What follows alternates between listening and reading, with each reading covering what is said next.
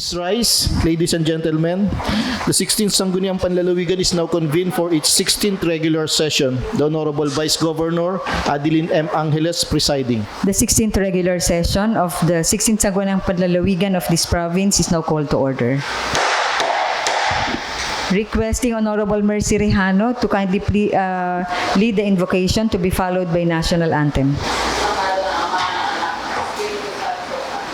Ama makapangyarihan, maraming salamat po sa mga biyayang pinagkakaloob mo sa amin sa araw-araw, lalo't higit ay ang biyaya ng buhay. Sa pagkakataong ito, Panginoon, kami nagkakatipon dito sa aming silid pulungan at ang nawa ay kami ay patnubayan mo, ikaw ang pumagitna sa amin para kami ay bigyan mo ng mga matatag na kalooban at maayos na kaisipan. Ito po ay matalakay namin ang lahat ng aming mga agenda para sa ikabubuti at madaling pagpadaloy para ito ay aming may pagserbisyo sa aming mamamayan ng Marinduque. Ang lahat po ng ito, Panginoon, ay hinihiling namin sa pangalan ng iyong anak na si Jesus at ang kanyang ina na si Santa Maria. Amen. Luwalhati sa Ama, sa Anak at sa Espiritu Santo. Ngayon, magpakailanman at magpasawalang hanggan. Amen. Sa ngalan ng Ama, ng Anak, ng Espiritu Santo. Amen. Bayang magiliw, pero sa silanganan, alam ng puso, sa dibdib mo'y bumay. Lupang hinirang, tuyang ka ng magiliw, sa manlulupit, kita masisinig, sa lahat at bundok, sa simoy at sa langit mo, may ilang ang ulat, awit sa paglayang nilalaman, ang isang lang watawat mo'y nabuhay na nakikinig, ang bituin na parang niya kailan papaliwanigin, parang araw na maraming pagsitang layagin sa atin ko. Ang higaya naman may mamagin, alamatay ng tayo sa'yo. Mr. Secretary, kindly call the roll. Honorable Mark Julius P. Caballes, Honorable Aurelio J. Leva III, Honorable Antonio L. Mangkukang III, Honorable Bernadine Opis-Mercado, Honorable Melga Bararincabo, Honorable Mercedes Arrijano, Honorable Danilo R. Red, Honorable Ismael D. Pilim, Honorable Jose Neril L. Manggol, Honorable Baldomero L. Limpiada, Honorable Lorena Rosales. Present. Madam Presiding Officer, with 6 members of the board present, we have the necessary quorum for this morning's session. With the presence of quorum, we can now proceed with the order of business. Yes, our Honorable Floor Leader. Thank you very much, Madam Presiding Officer. For the reading and adoption of the minutes of the previous session, may I move that we dispense with the reading of the minutes of the session dated October 21, 2022 and consider the same as having been read without prejudice to the corrections, clarification, and amendments from members of the board. I so move. There is a motion by the Majority Floor Leader, duly seconded. Is there any objection? The chair hears none. The motion is approved. Inviting members of the board who have some corrections, clarifications, and amendments to the minutes of the previous session. Is there anybody with correction? Seems nobody wants to manifest. What is now the pleasure of the floor leader? Madam Presiding Officer, may I move that we approve the minutes of the 15th regular session of the 16th Sangguniang Panlalawigan dated October 21, 2022. I so move. Is there any second to the motion of the floor leader? Duly seconded by Honorable Opis. And the Honorable Red. Any objection? The chair hears none. The minutes of the 15th regular session of the Sangguniang Panlalawigan dated October 21, 2022 is now approved. For the matters arising from the minutes, inviting members of the board who have some matters arising from the previously adopted minutes. Anybody from the floor with matters arising? What is now the pleasure of the floor leader? We now go to the approval amendment of the agenda. For today's agenda, we have two privileged speeches to be rendered by the Honorable Vice Governor and Honorable Bernadine E. Opis-Mercado. We don't have any question hour for the messages and correspondence from the Governor. We have 3 items. For the communications and petitions, we have 3 items. We don't have any more municipal ordinance for the review of the board. For the proposed first reading and referral to committees of proposed ordinance, we don't have any.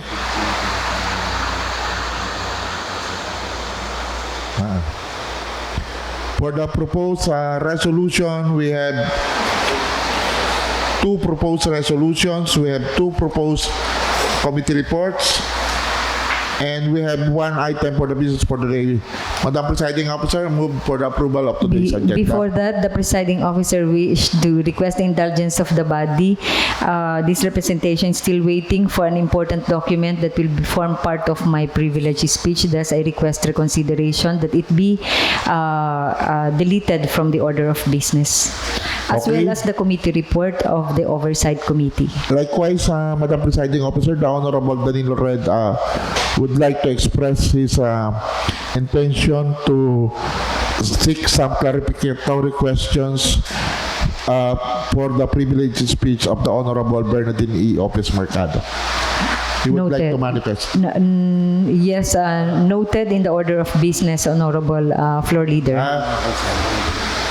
He would like to ask that he would also render some manifestation after the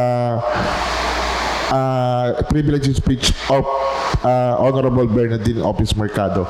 You're referring to Honorable Red? Red, yes. Okay, that's noted. So,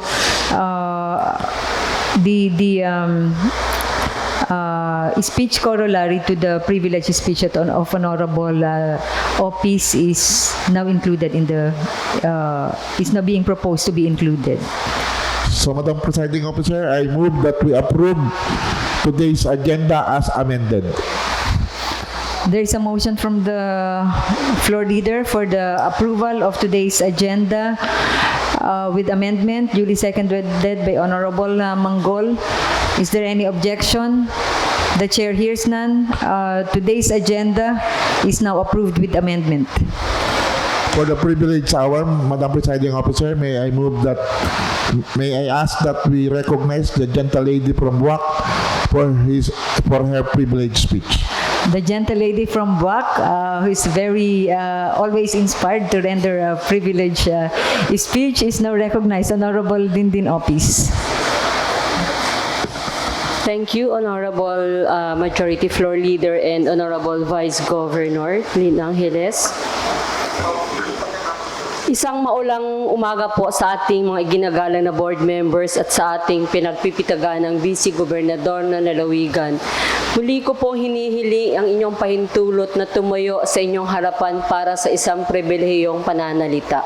Una po ay nais kong pasalamatan ang ating mahal na Congressman Lord Alan Velasco dahil isa sa naging prioridad niya ay mapondohan ng proyektong river dike control sa mga barangay na matagal nang nananalangin na magkaroon nito upang masiguro ang kaligtasan ng mamamayan tuwing panahon ng bagyo na kung saan kapag ang ating ilog ay tumataas ang tubig ay umaabot sa mga kabahayanan at kayang maanod ang bahay na gawa sa light materials na nakatayo sa may gilid ng ilog at kahit ang tao ay pwedeng malunod dulot ng malakas na agos ng tubig.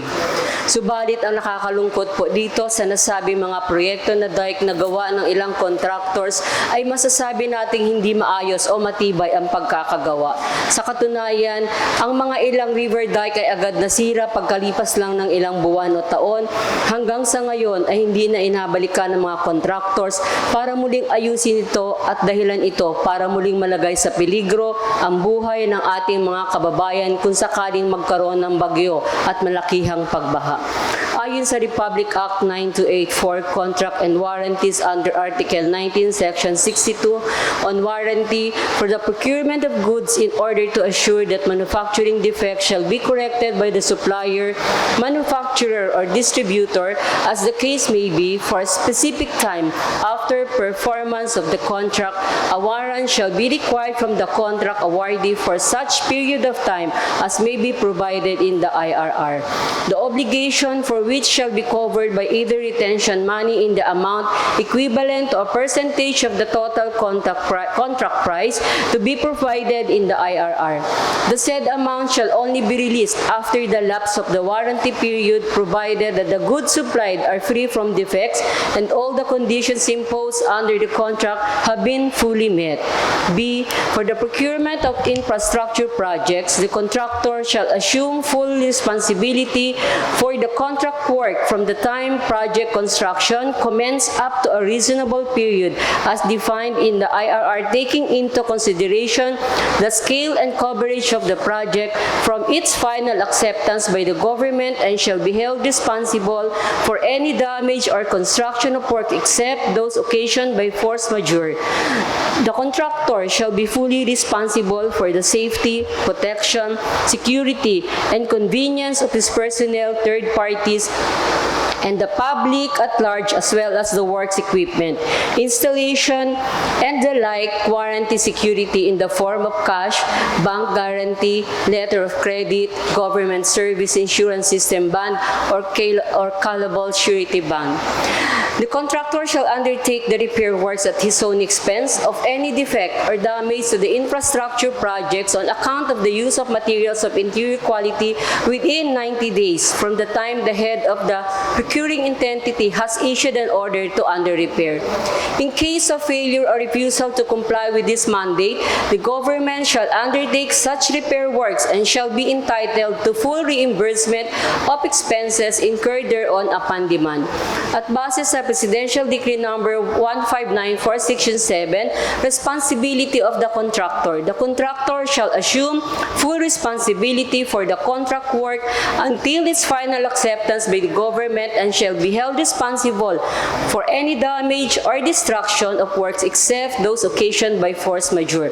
Except likewise for force majeure, the contractor shall be fully responsible for the safety, protection, security, and convenience of his personnel, third parties, and the public at large, as well as the works equipment, installation, and the like to be affected by his construction work. Malinaw na nakasaad dito na kung sakop pa ng warranty period, ay dapat i-repair ng contractor ang anumang sira o depekto ng ginawang proyekto mula sa sarili nilang pera, at ang sino mang hindi makakumply ay pinagbabawalan ng sumali muli sa anumang public bidding ng pamahalaan. Kaugnay nito ay nais kong idulog ang nasabing usapin sa Committee ng Infrastructure upang maipatawag ang DPWH kasama ang contractors na depektibo ang gawang proyekto na sa kasalukuyan ay hindi pa rin nag-comply at kung ano na baga ang status ng mga nasirang dike. Ating alamin kung ano po ang kanilang pananagutan dahil hindi sila kumikilos upang isaayos ang mga nasirang dike na kanilang ginawa hanggang sa napaglipasan na ng warranty period. Sino ngayon ang inaasahan nating mag-repair ng dike na nasira? Kumuha po tayo ng talaan sa PDRRMO ng mga barangays na nasira ang dike at hanggang ngayon ay hindi pa binabalikan upang maisaayos. Sa bayan ng Buwak, Mataas na Bayan, Katubugan, Banban, Daig, Buton, Mainit, Ugbak, Bantay, Binunga at Maligaya. Sa bayan ng Mogpog, Sumangga at Malusak. Sa bayan ng Gasan, Masiga. Sa Buena Vista, Kaigangan at Kaigangan. Maraming salamat po at panalangin ko ay magkaroon ng magandang kasagutan sa mga susunod na mga araw dahil nakakaranas na tayo ulit ng malakas na buhos ng ulan na magdudulot ng malakihang pagbaha. Marami po ang salamat. Maraming salamat, Honorable Dindin Opis-Mercado. I think there is a corollary speech to be rendered by Honorable Danny Red in relation to the same subject matter. Magandang umaga po sa ating Vice Governor, sa ating mga kagalang-galang na mga mukal, sa ating pong Secretariat, Isang magandang umaga po sa inyong lahat. Nakita ko po ang privilege speech ng ating pong kagalang-galang na bukal, Bernadine Dindin Opis. At nais ko po sana na dugtungan yung kanya pong privilege speech.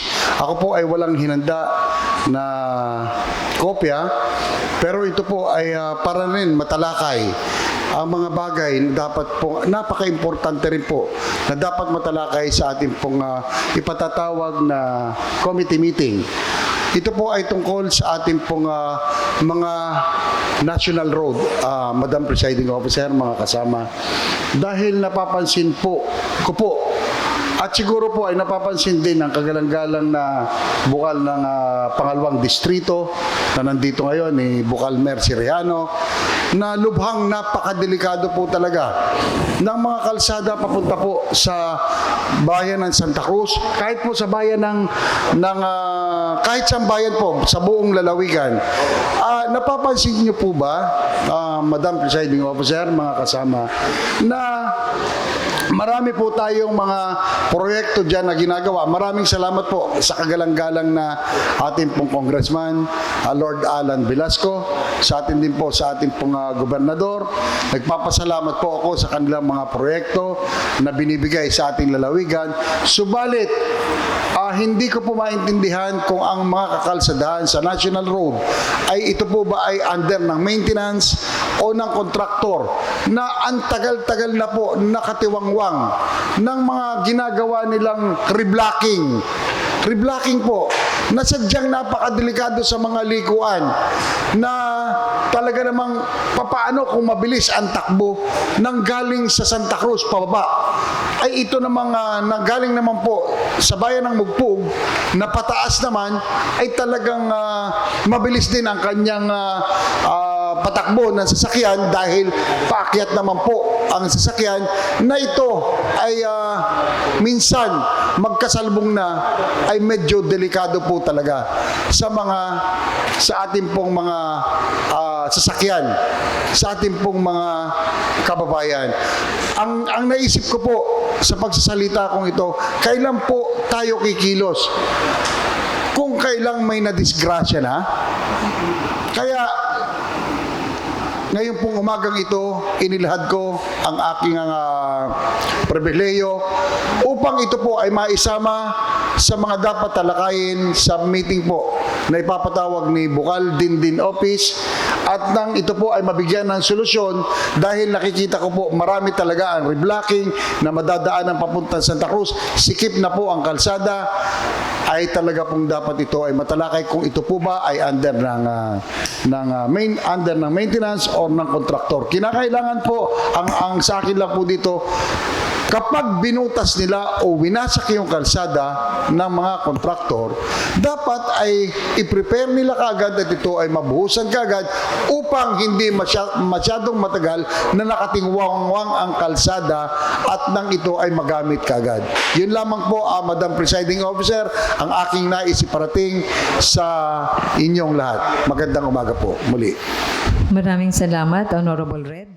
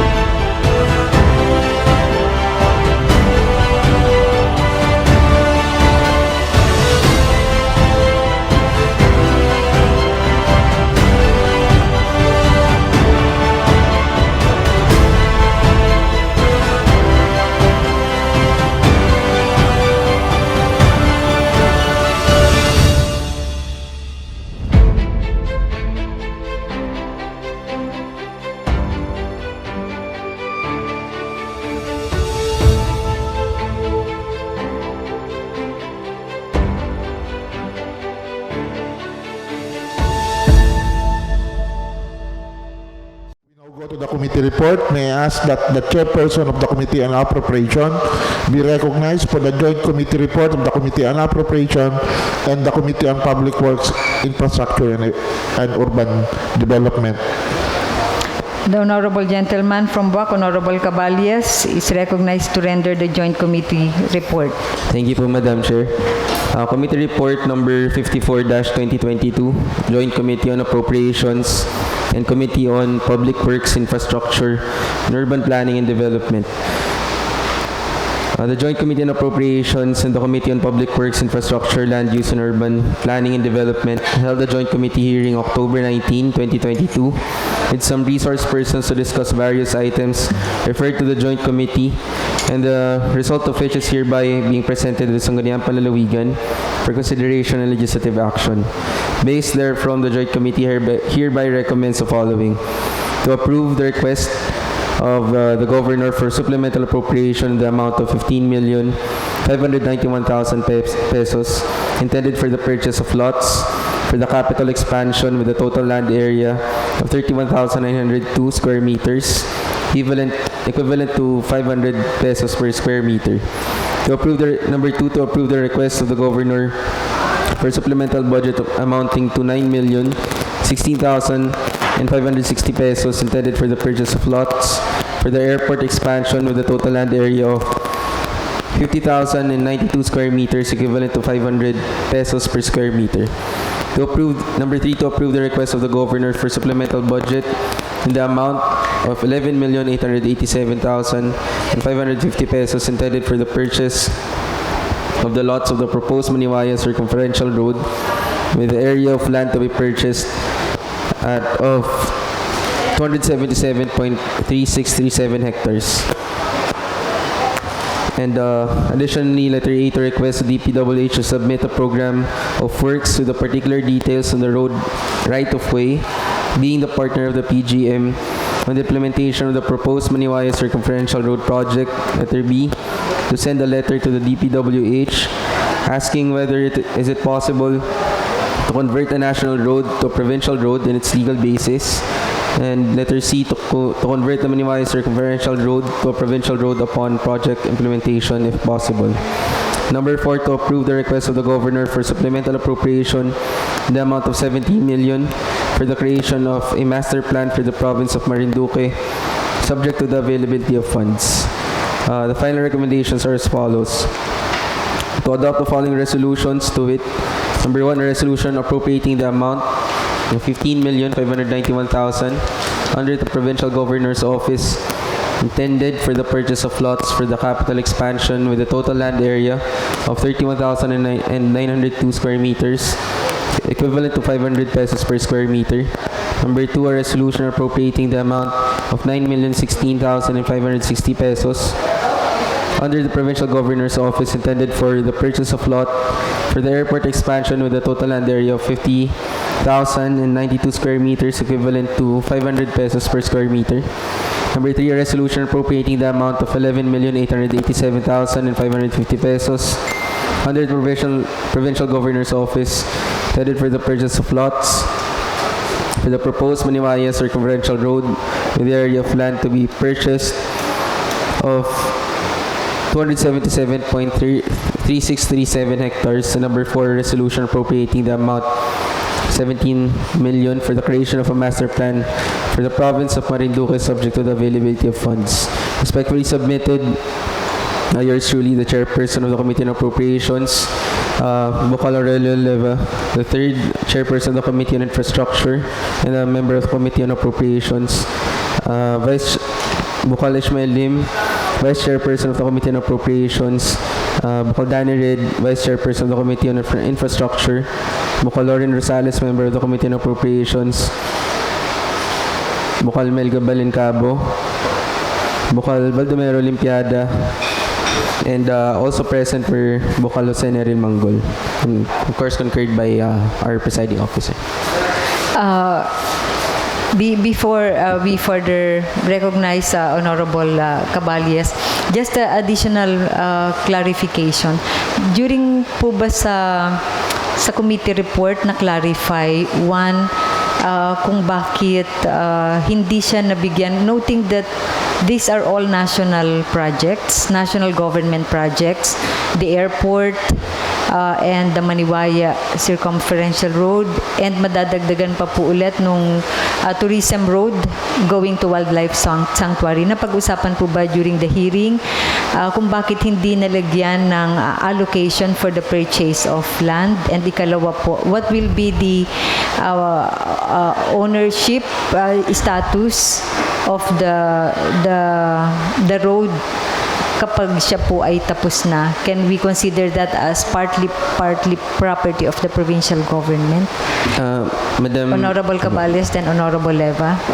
Madam Presiding Officer, that question or query was brought up insofar as the airport is concerned po. I think Attorney Fernandez clarified that while the province is waiting for funding from the national government, I think they need the money for right now to start the expropriation proceedings.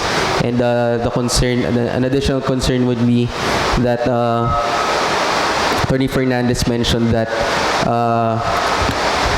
while it is ideal that it is also the national government that should fund the expropriation proceedings, he said that there is no assurance yet that those are included in the appropriation. But insofar as because the question of ownership might come into play later, because the airport would be operated by a national agency and not by the province. So yun po.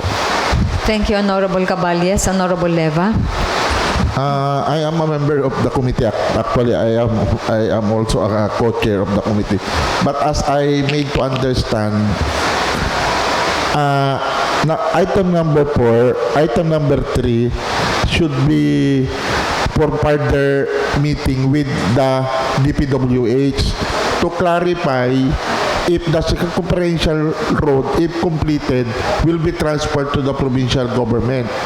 Actually, because they are claiming, according to the resource persons that we had, they are claiming that the DPWH has no fund for road right-of-way. So we want to clarify if really indeed there is no fund, and if there will be no fund, and if the road right-of-way will be funded, then if that road to be completed or to be constructed will be transferred or will be categorized as provincial road.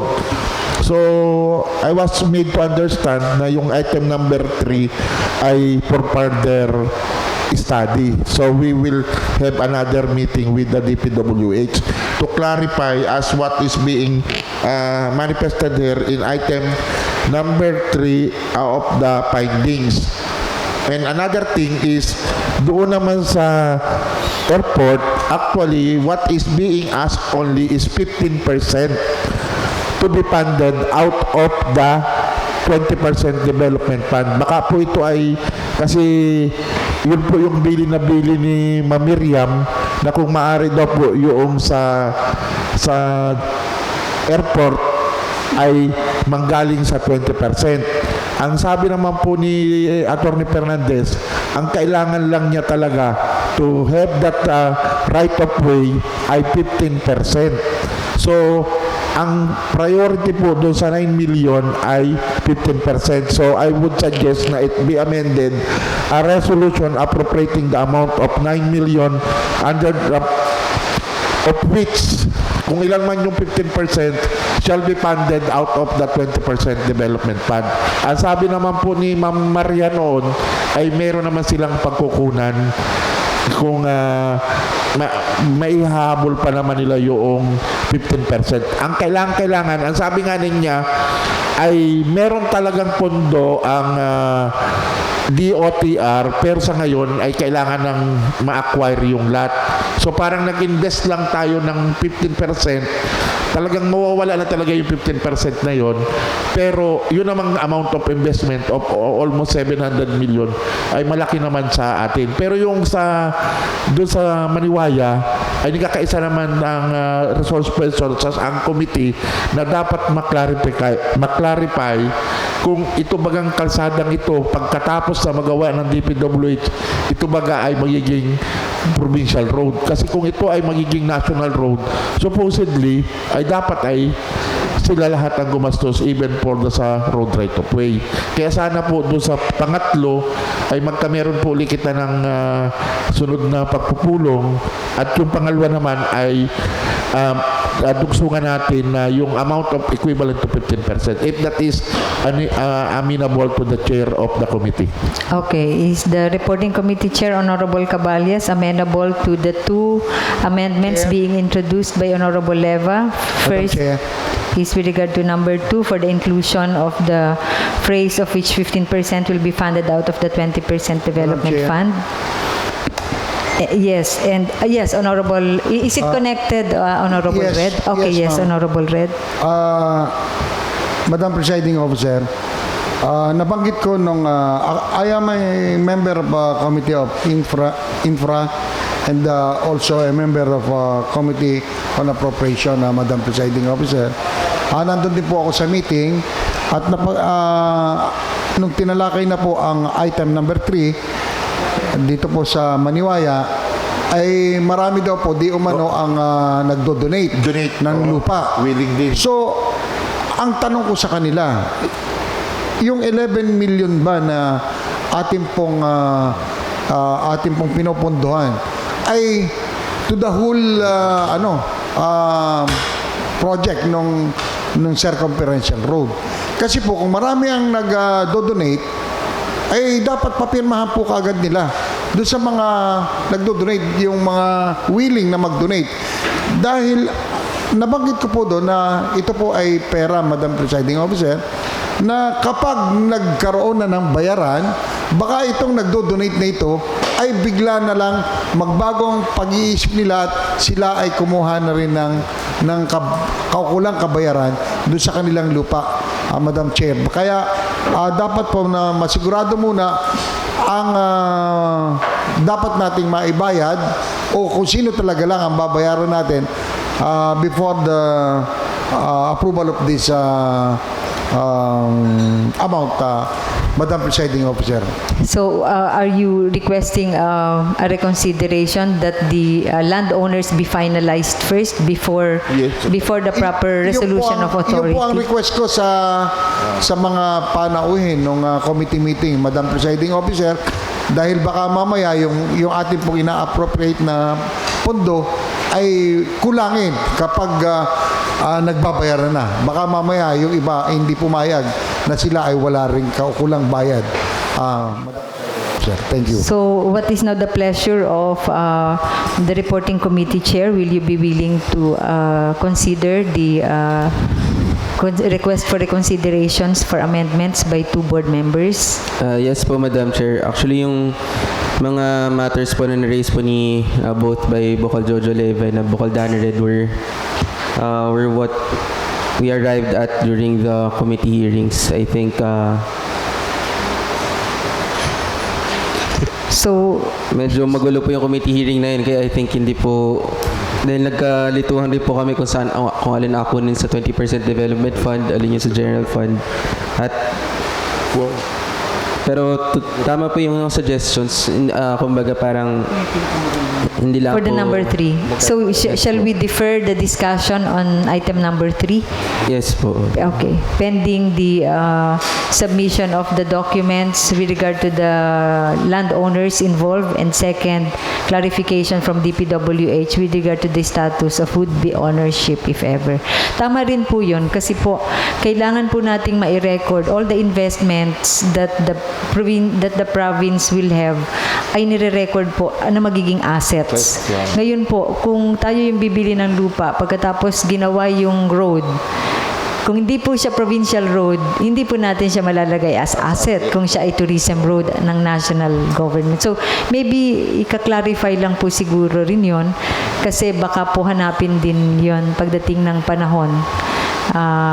Or questionin bakit natin pinondohan. Because like sa lahat ng mga national projects, parang in the past hindi po tayo masyado nag-fund ng purchase ng national roads. Like in the Luzon Datum, lahat ay provided. Yung mga national roads na diversion roads, the DPWH paid for the amount.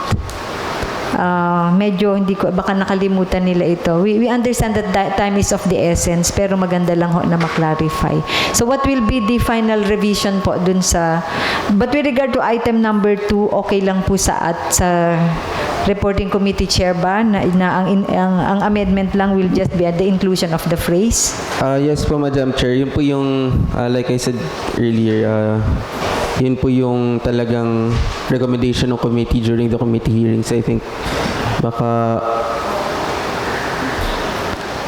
So accepted po yung recommendation ni Bukal Jojo. But with regard to item 3, what will now be the final recommendation from the committee? Further study.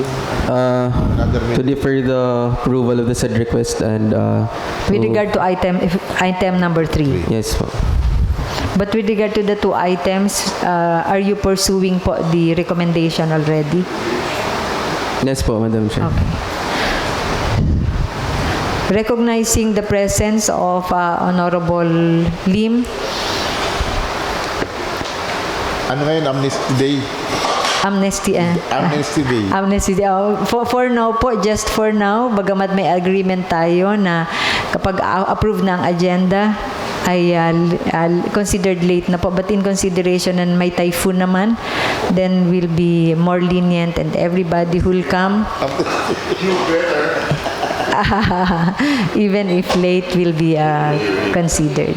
So, sige po. So, what is now the pleasure of Honorable Caballes? Madam Chair, would like to, this representation as the chairperson of the Committee on Appropriation moves that recommendations that Committee Report number 54-2022 be adopted subject to the proposed amendments, specifically to items number 2 and number 3 of the said committee report, Madam Chair. Do I understand it correctly that with regard to number 3, the final recommendation to approve ang na-defer lang, but with regard to the actions to be taken, like the sending of will push through. Okay. So that is for the guidance of the Secretariat. So and additionally po, Madam Chair, yes, Honorable Caballes. I think it is also important to include or specify the source of fund that was, I think it is included naman during in the minutes of the said committee hearing. It was also tackled and clarified with the budget officer. Okay. Thank you, Honorable Caballes. Is there any other? There's a motion from the reporting committee chair on behalf of the joint committees for the adoption of the amended committee report as rendered. Is there any objection? The chair hears none. The committee report as the amended committee report as rendered is now adopted. Just in relation to that, nakita lang natin na marami tayong initiatives for expropriation, buying of lots for different projects, and at the same time, negotiations are ongoing. Maybe the proper committee, I do not know, mention ko na rin naman po ito sa presiding, as a governor, maybe mas makakatulong din if there will be a negotiating team. Kasi siyempre these are very sensitive things.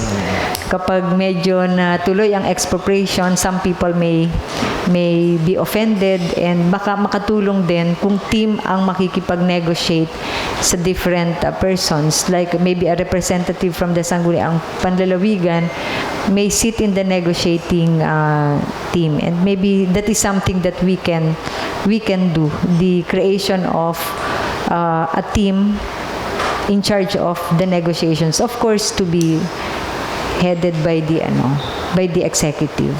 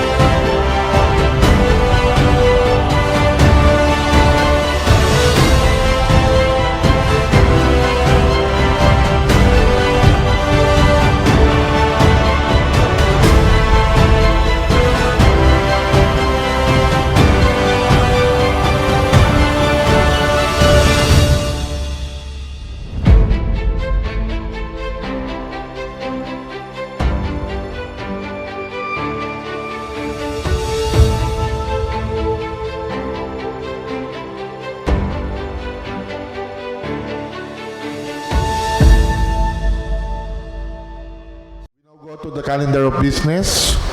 We don't have any unfinished business. For the first item in the business for the day, may I ask the Secretary to please read proposed ordinance number 16-14.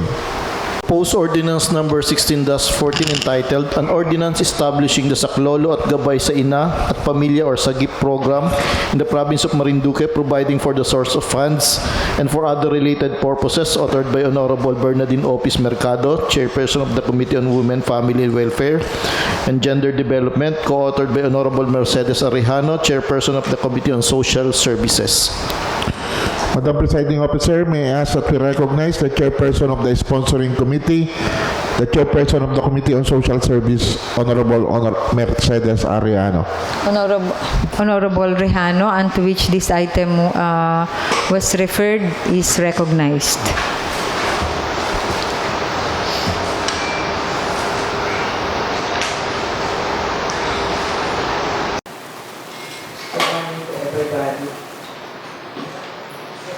Ordinance 1614, authored by Honorable Dean Bernadine Opis-Mercado, and co-author Torrijos J. An ordinance establishing the saklolo in Gabay sa ina at sagip pamilya sa program in the province of Marinduque, providing for the social funds and for other related purposes. Being enacted in the 16th Sangguniang Panlalawigan o Marinduque and Session Assembly. Section 1 titled, This ordinance shall be known as an ordinance establishing. Madam Presiding Officer, before we continue, may I move that we open the period of interpellation. Okay. With regard to this item, the period of interpellation is now over and debate is now open. I move that we close the period of interpellation and debate and we open the period of amendment. Okay. Pero baka merong interpellation. Is there any interpellation? Is there any interpellation? Any clarificatory questions from the proponents? Kung wala po, let's close the period of interpellation and debate and proceed with the period of amendment. Any amendment to the proposed ordinance co-sponsored by Vocal Meeting Opis-Mercado and Vocal Rejano? Yes. Any amendment? We are now on second reading. Yes, Honorable Leva. May I move that the section 1 be amended as follows. Instead of a title, it's short title. This ordinance shall be known as the Sagip Program Ordinance of 2022 of the province of Marinduque. Sagip Program Ordinance of 2022 of the province of Marinduque, so that it will read, this ordinance shall be known as Sagip Program Ordinance of 2022 of the province of Marinduque. Is that acceptable to the distinguished sponsor? That is an amendment to the title. An amendment to the title, and it shall not be called short title. Is the is the sponsoring committee through the chair amenable to amend the title? I may ask also the author, No. All,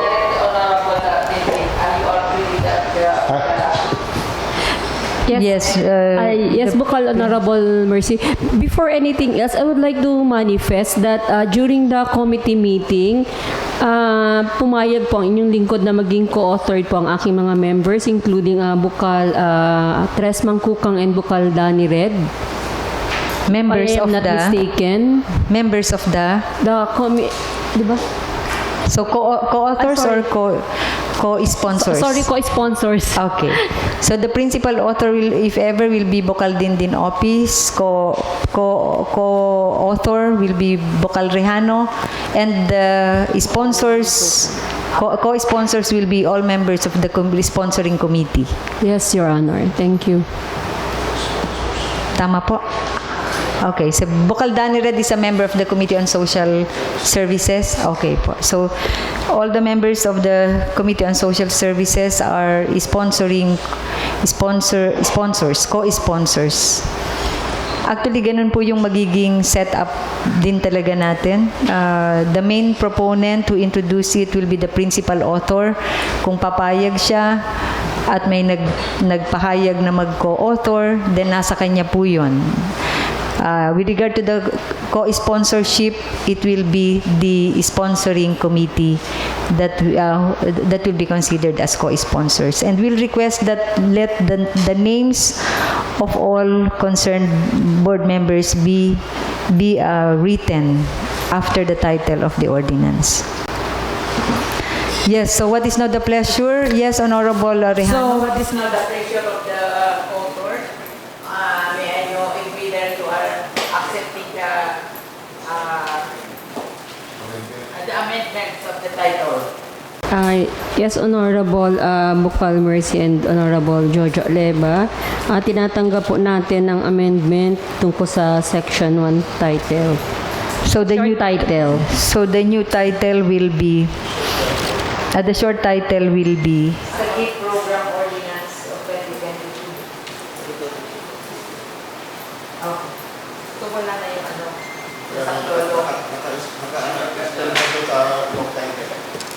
so sa long title will still be amended. It will maintain. Meron lang short title. Okay. Any other amendment? Aside from the short title introduced by Honorable Leva? There is none? What is now the pleasure? We are now closing the period of amendment? Meron po bang iba ngayon dapat mabawas o mas talakay pa dito sa ating pinopropose, ating second reading ng ordinansa? Section 2 pwede pa instead of the province, the provincial government of Marinduque.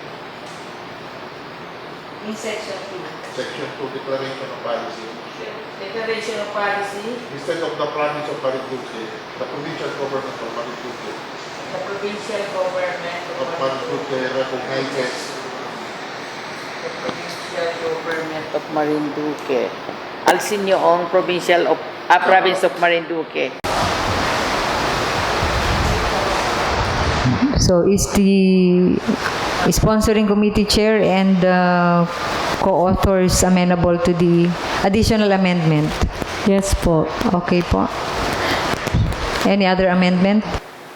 Sa chloro and inayos program.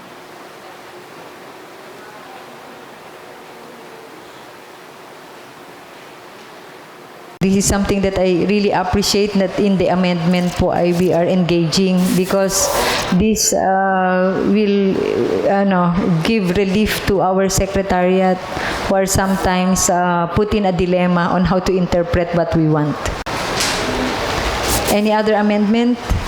Kung wala na po, shall we close the period of amendment?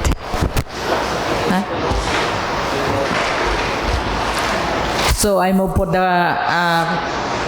to close the period of amendment. The period of amendment is hereby closed, and what is now the pleasure of the sponsoring committee chair? I have that we approve on second reading. I move for,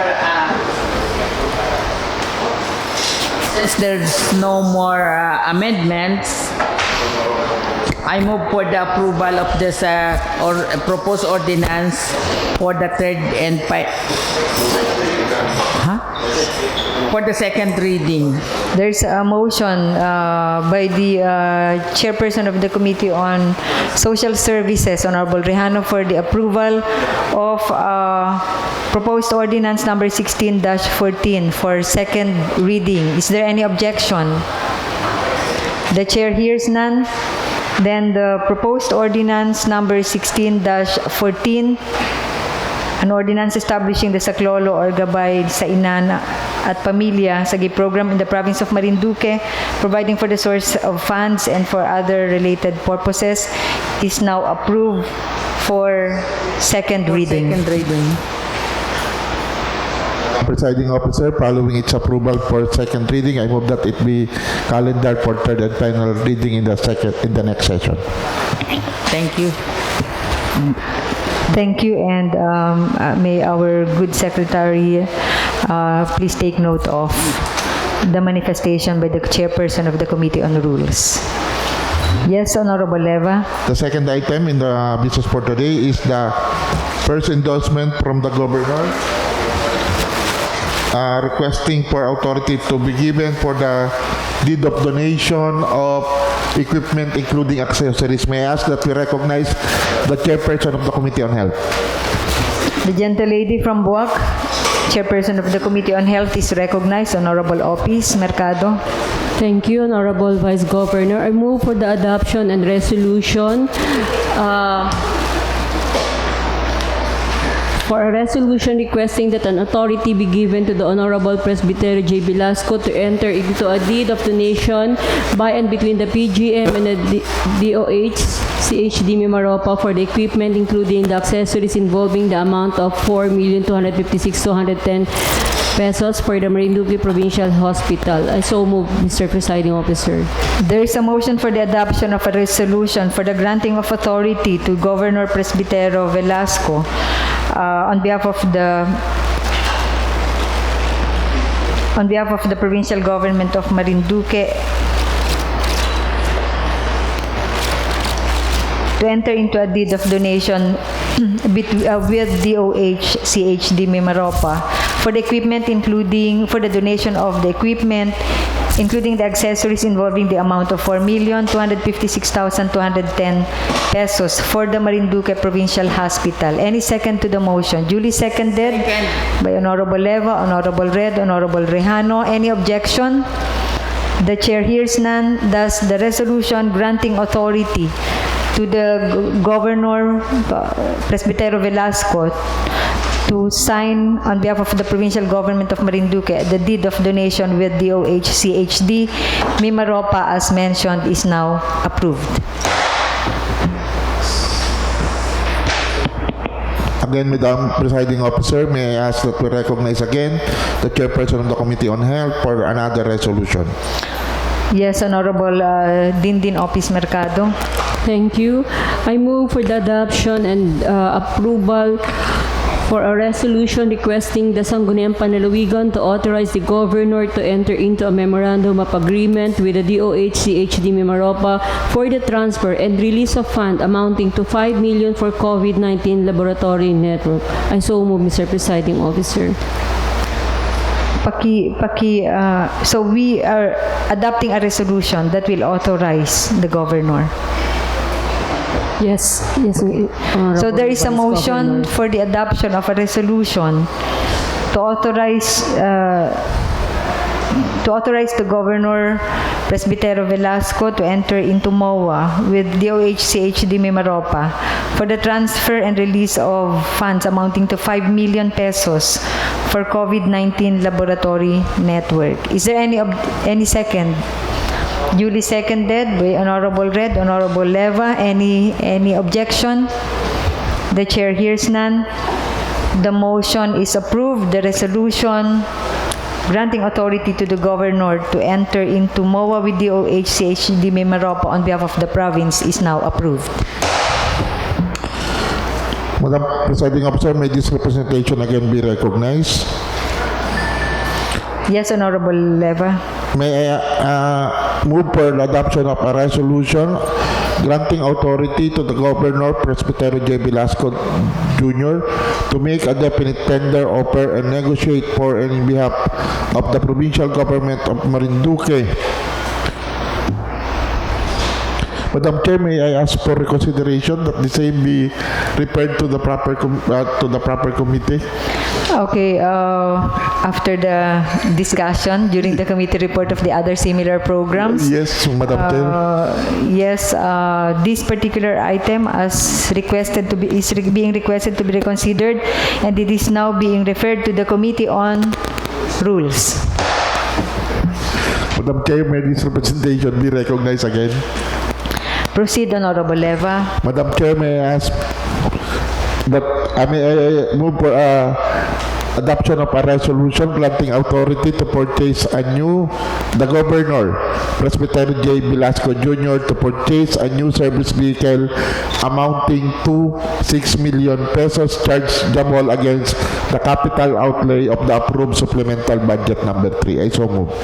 Just a query, meron po bang the presiding officer just wish to be reminded, para saan nga po itong 6 million ito for the use of in the office of the governor or in another offices under the office of the governor po ito. Okay. Kasi naisip ko po kasi yung LMD peso.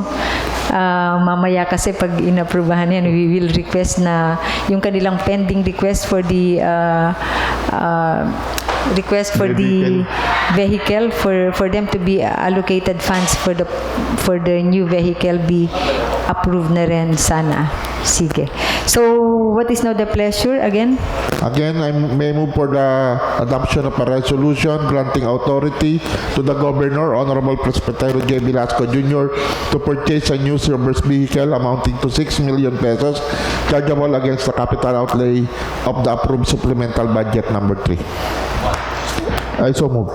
There's a motion for the adoption of a resolution granting authority to Governor Presbitero Velasco to purchase new service vehicle amounting to 6 million charged against the capital outlay of the approved supplemental budget number 3. Any second? Duly seconded by Honorable Mangkukang, Honorable Rejano. Any objection? The chair hears none. The resolution is approved. In other matters, maybe it's now time for members of the board to sponsor possible for the possible purchase of the needed vehicle for the Sangguniang Panlalawigan also. Yay! Okay, we now go to the communications and petition. May I ask that we recognize again the chairperson of the Committee on Health. Yes, Honorable Dindin Opis, pangapalakpakan na Marami eh.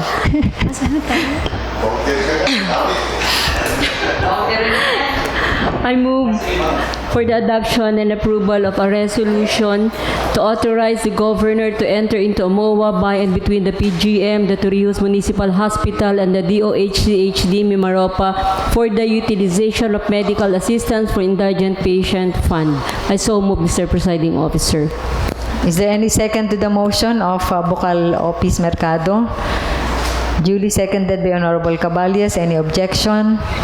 The chair hears none. The motion is approved. The resolution granting authority to Governor Presbitero Velasco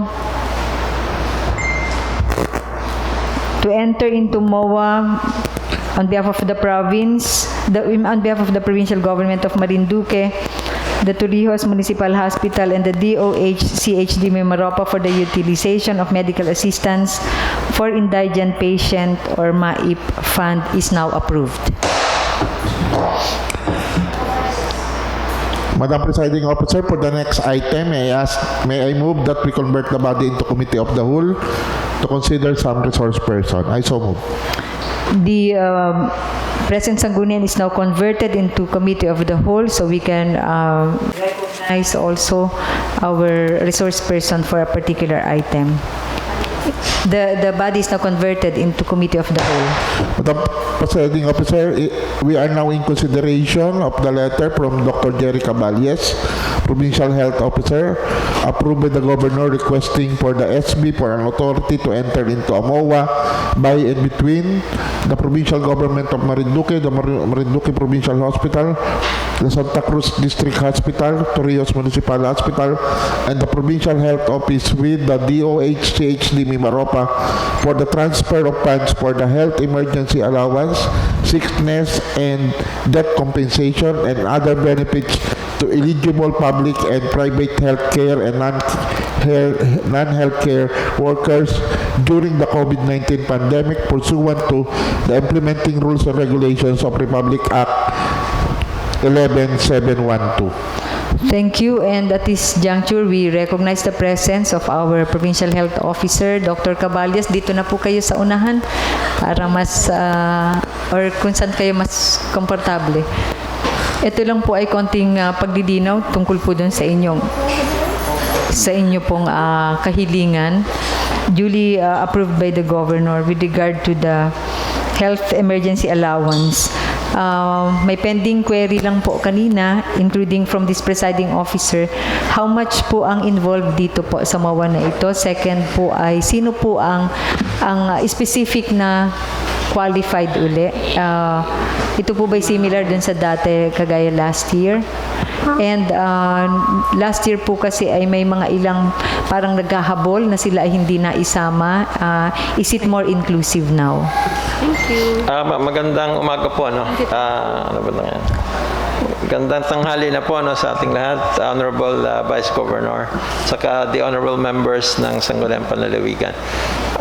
Yung pinag-uusapan po ngayon, na yung health emergency allowance is actually, binago lang po ang pangalan niyan, yung dating OKAIS yan na hinahabol po ng provincial government, para sa mga empleyado po natin na deserving naman na maka-receive ng allowance, pero unfortunately ay naubusan ng pondo the previous quarter, So we've been successful requesting the CHD 4B na i-rectify po yung due na mga allowances do sa ating members, We took note of the issues raised by some members, especially those coming from the three hospitals operated and controlled by the Marinduque Provincial Government, na i-include at maging more inclusive yung allowances, kasi may mga tao, and we agree on that, na medyo nawala dun sa list, pero dapat ay mga kasama, and some of them, for the information of everyone, are actually the frontliners noong system. So we were able to rectify that and requested at na-approve naman po yan ng CHD4, no, si Director Baquilod. So it's the same allowances na binibigay po dun sa mga tao na health workers, both public and private, na nagkaroon ng sakit, no, or mga namatay dahil dun sa pag-respond natin sa COVID-19. Okay po. So yung pong mga naghahabol noon ay Yes. ma-accommodate na po dito. Okay po. So far, yun lang naman po yung gusto nating i-clarify kasi walang hinding tatanungin na naman po. And most likely po, pag po ito ay na-aprobahan namin yung MOA, mga kailan po nila ito marireceive? Actually, Madam Vice Governor, na-release na po yung check for January, no? Kasi ang laki-laki nung amount na involved. So staggered ang bigay ng region, which we understand dahil sa totoo lang wala nang masyadong pera eh. Nagsabi naman ng totoo yung DOH na medyo nahihirapan silang ibigay, no, sa buong health force yung mga benefits na due to us, no. At hindi lang naman po sa Marinduque ito. Sa buong Pilipinas to, including our region. So, though malaking bagay na rin yung narelisan yung Marinduque for January. Bali, magkano po ang matatanggap ng Hindi mga... may prorated po kasi yan, no? Sa bawat empleyado ay may binibigyan na certain amount. Actually, retroactive supposedly ng January. At mukhang ibibigay naman. Kaya lang on a staggered basis. So, ibig po sabihin kung staggered siya or tranches siya, ibig po sabihin may mga mauuna na mabibigyan merong mga... We are requesting the region na sana sabay-sabay, no. Hindi yung nung una kasi may mga nauna eh. May mga opisina na hindi nakapag-submit kaagad ng requirement. So napilitan yung region na i-release kaagad yung pera for the offices who complied early, no. So ang pakiusap namin para maiwasan ba yung yung silipan, yung inggitan ho, sana i-release ng sabay-sabay sa 3 ospital at saka even dun sa RHU. And we requested and the regional health office approved na i-centralized yung collection through the PHO, yung collection po nung data, at kami yung magpo-forward para pag nag-release ng corresponding checks, no, na based dun sa which is subject dun sa availability ng funds, is sabay-sabay na makakatanggap lahat, no. At yun nga ho, na January na-release na. Okay po. So, meron pa po bang ibang katanungan o paglilinaw mula sa kapulungan? Kung wala na, marami pong salamat. Actually, yun lang po. We just became sensitive dun po sa mga ilang mga naghahabol noon. So we just want to make sure na they are already included in the would-be beneficiaries of this. So salamat po. Meron pa po ba kayong gustong iparating?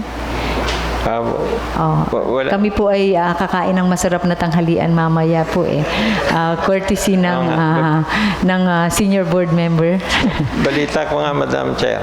Sige, kaya po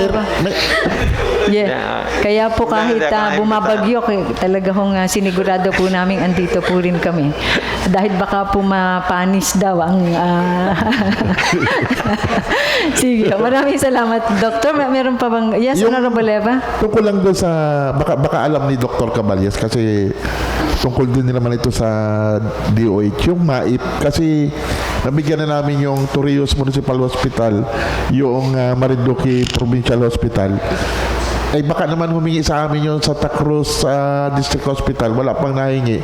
Ay parang, di ba, hanggang November 30 lang.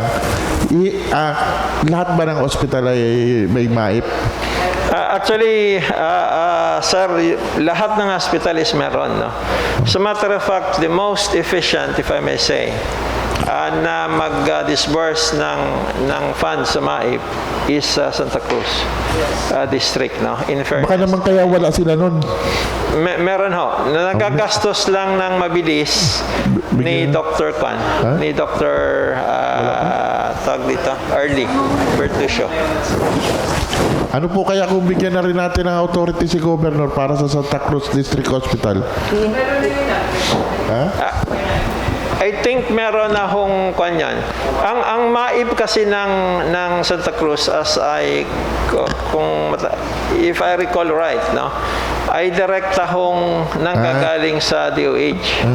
So DOH ang nagbababa ng pondo sa Santa Cruz. Sa Santa Cruz. Iba ang arrangement.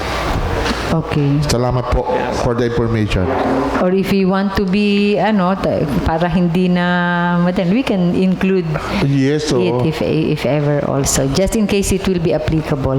So marami pong salamat, Dr. Caballes, and pasensya po sa bigla-bigla ang pagpapatawag without letter. Thank you very much po for accommodating the urgent request. Okay, ma'am. Thank you po. Yes, Honorable Leva. Madam Presiding Officer, I move that we revert back to the original form of the Sangguniang Panlalawigan. The August body is now reverted back to the regular session. Madam Presiding Officer, may I ask that we recognize the chairperson of the Committee on Health for the sponsorship of another measure.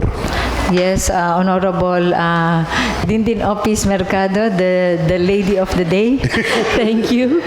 I move for the adoption and approval of a resolution requesting the SP4 authority to enter into a MOA by and between the PGM, MPH, Santa Cruz District Hospital. Requesting, authorizing the governor to enter into a MOA by and between the PGM, MPH, Santa Cruz District Hospital, Torrijos Municipal Hospital, and the Provincial Health Office with the DOH-CHD MIMAROPA for the transfer of funds for the health emergency allowance, sickness and death compensation, and other benefits to eligible public and private healthcare and non-healthcare workers during the COVID-19 pandemic pursuant to implementing rules and regulations of Public Act number 11712. I so move, Mr. Presiding Officer.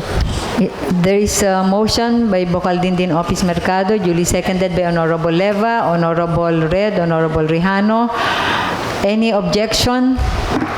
The chair hears none. Thus, the motion is approved. The resolution granting authority to the governor to enter into Memorandum of Agreement by and between the Provincial Government of Marinduque, Marinduque Provincial Hospital, Santa Cruz District Hospital, Torrijos Municipal Hospital, and Provincial Health Office with the DOH-CHD MIMAROPA for the transfer of funds for the health emergency allowance, sickness and death compensation, and other benefits to eligible public and private healthcare and non-healthcare workers during the COVID-19 pandemic pursuant to implementing rules and regulations of RA 11712 is now approved. Madam Chair, may I ask that we recognize the chairperson of the Committee on Peace and Order and Public Safety. I thought there will be a reconsideration to include Santa Cruz already on the other. Madam Chair, in reconsideration of the item previously adopted, may we... For the MAIP? For the MAIP, may we include Santa Cruz District Hospital? Is that okay for the chairman of the Committee on Health? So just please take note that part of the essence of the resolution granting authority to the governor to enter into MOA with regard to the MAIP fund will cover also Santa Cruz District Hospital. Again, Madam Chair, may I ask that to recognize the Chairperson of the Committee on Peace and Order and Public Safety. Yes, Honorable Caballes is recognized. Thank you po, Madam Chair. Madam Chair, this representation formally moves for the adoption of a resolution implementing the PNP's Revitalized Kasimbayanan or Kapulisan, Simbahan at Pamayanan in the province of Marinduque. Madam Chair. There's a motion by the Chair of the Committee on Peace and Order, Honorable Caballes. Any second to the motion? To that motion, duly seconded by Honorable Leva, Honorable Buchi Rosales, Honorable Mercy Rejano. Is there any objection? The Chair hears none. The motion is approved. The resolution adopting the implementation of PNP's Revitalized Kasimbayanan program in the province of Marinduque is now approved. Madam Presiding Officer, may I ask to recognize the Chairperson of the Committee on Youth and Sports for the sponsorship of a proposed measure. The honorable gentleman from Torrijos, from Santa Cruz, Honorable Buchi Rosales is recognized. Thank you, Madam Chair. I formally move for the approval of proposed resolution number 2022-77, resolution congratulating Miss Yana May Sorosa of Gasan, Marinduque for being a regional awardee in the Young Farmers Challenge 2022 of the Department of Agriculture, and expressing the province's appreciation and commendation for the promoting agriculture as a rewarding endeavor among the younger generations. Madam Chair. There is a motion from the sponsoring committee chair, Honorable Buchi Rejano, duly seconded by Honorable Rejano. Nagnagutom na. Any objection? The chair hears none. Thus, resolution congratulating Ms. Ayana May Sorosa of Gasan, Marinduque for being a regional awardee in the Young Farmers Challenge 2022 of the Department of Agriculture is now approved. And additional, Madam Chair, may we request Ms. Yana May Sorosa of Gasan next session for the resolution. Upon request, the presence for the personal handover of the resolution. Yes, Madam Chair. Okay, requesting our secretariat to please assist us on that, and we expect Ms. Ayana May during the matters arising. Madam Chair, may this representation as Chairperson of the Committee on Human Resource, Labor, and Employment be recognized? Proceed, Honorable Leva. Madam Chair, may I ask for the may I move for the adoption of a resolution congratulating and commending the Provincial Government of Marinduque's Livelihood, Manpower Development, and Public Service Office under the leadership of Ms. Alma C. Timtiman for garnering the 2022 Department of Labor and Employment's Bayanihan Service Award for 3rd and to 5th class provincial category, and for winning the 2nd place of the Choice of the Press Award during the 22nd National Peso Congress held in Clark, Pampanga on October 25, 2022. I so move. There's a motion by Honorable Leva. Any second to that motion? Duly seconded by Honorable Caballes. Any objection?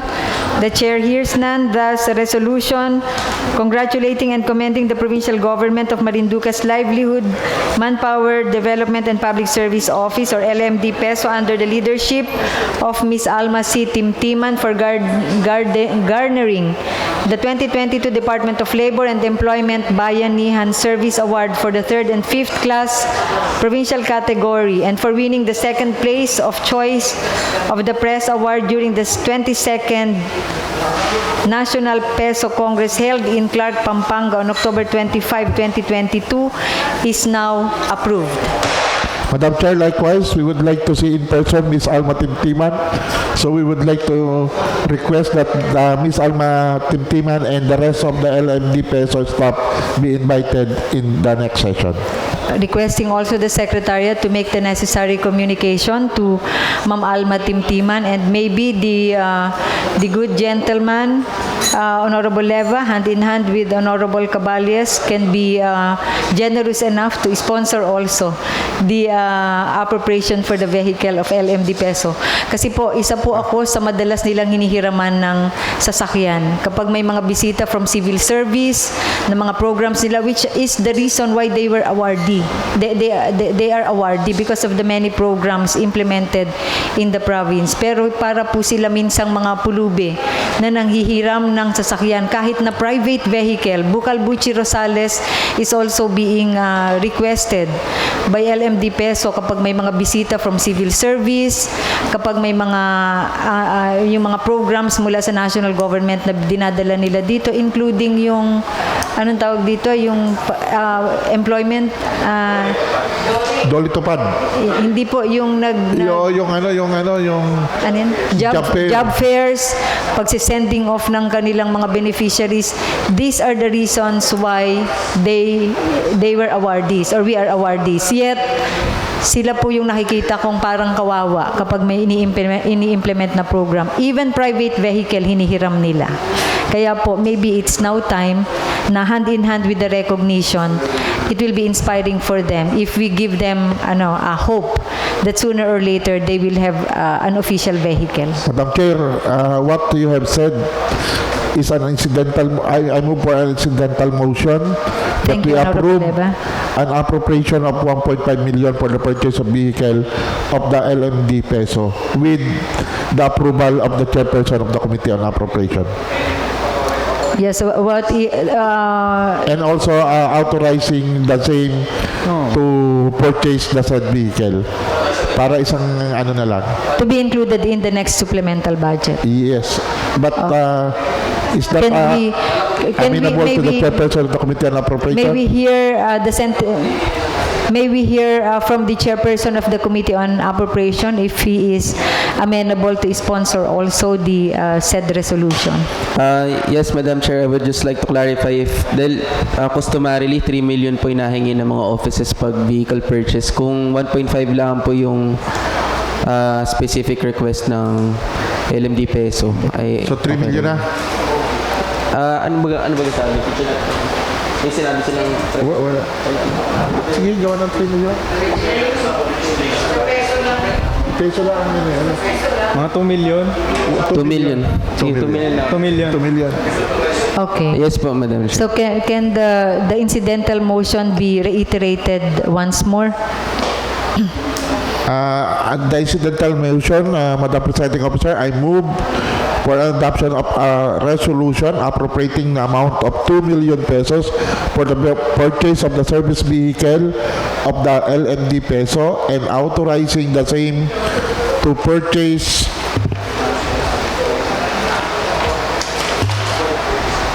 a new vehicle of the same amount chargeable against any available fund.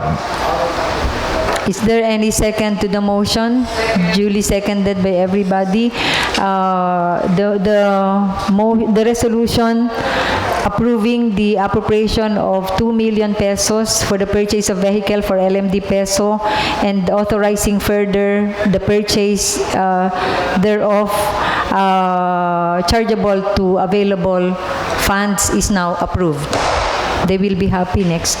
Madam Presiding Officer, may I ask for the recognition of the Chairperson of the Committee on Appropriation for the accompanying report of Committee Report number, accompanying resolution of Committee Report number 54 series of 2022. Yes, Honorable Caballes is recognized.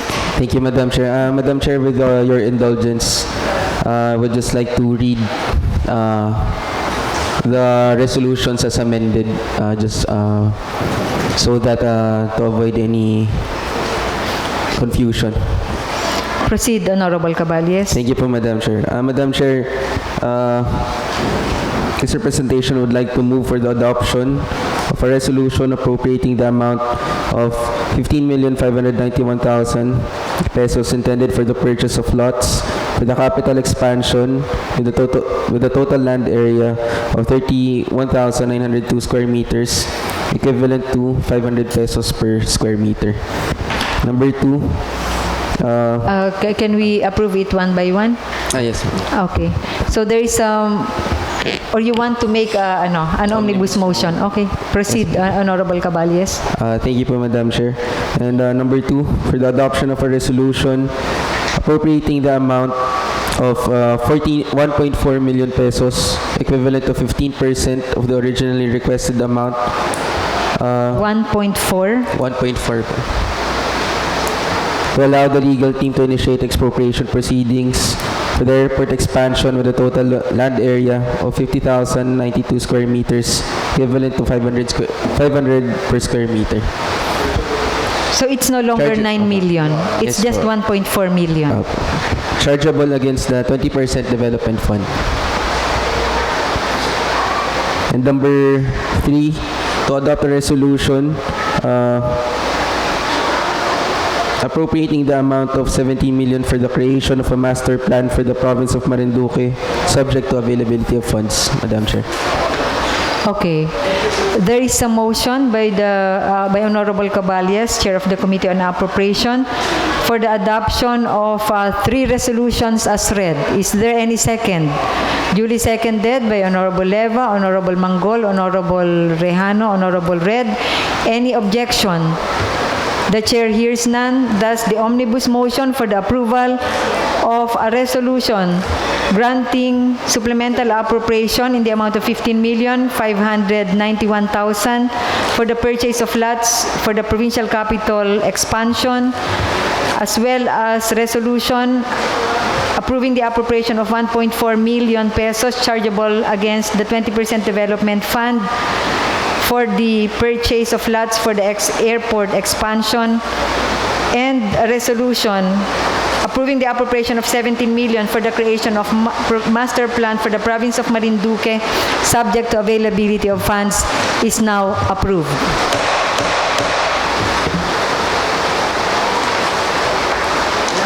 That closes the business for the portion of today's session. We don't have any unassigned business. We don't have any proposed ordinance and resolution for third and final reading. Madam Chair, since no more matters to discuss with, I move that we adjourn until next Friday, November 4. Okay. So move. The session is adjourned until November 4 at 10 o'clock in the morning.